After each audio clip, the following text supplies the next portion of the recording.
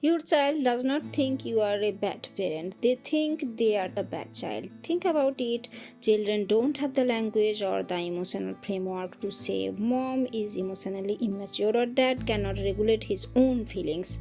Their words is much simpler. Instead, their internal monologue sounds more like this: I am too much, I am not enough, I need to try harder to be good. This is not a conscious choice, it's a fundamental survival mechanism.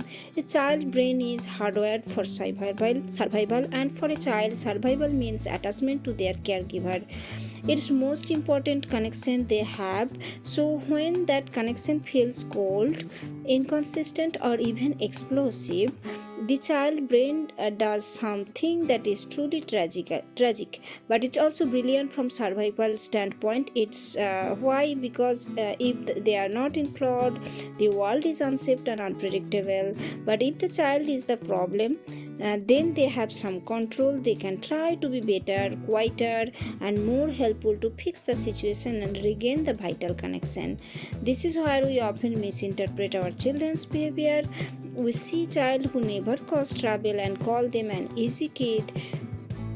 We see a child who handles things on their own and praise them for being so independent. We see a thoughtful, quiet child and call them an old soul. But often these are not sign of maturity. They are coping mechanisms that easy kids who never complains might have learned very early on, that their feelings, their needs, their very essence simply costs too much. So they have learned that expressing themselves leads to rejection, anger, or dismissal. So they stop.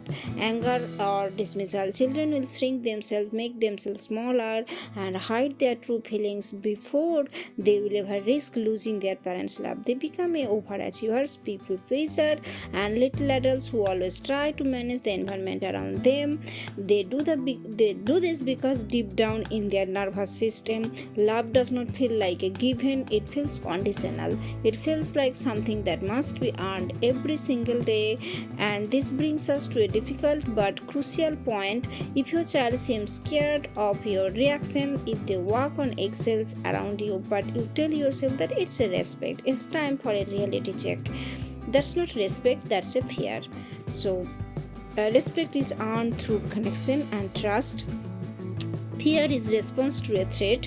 Now, hearing all of this might stir up feelings of guilt or shame, but this is not the goal. This is not about being a perfect parent, because perfect parents don't exist in this world.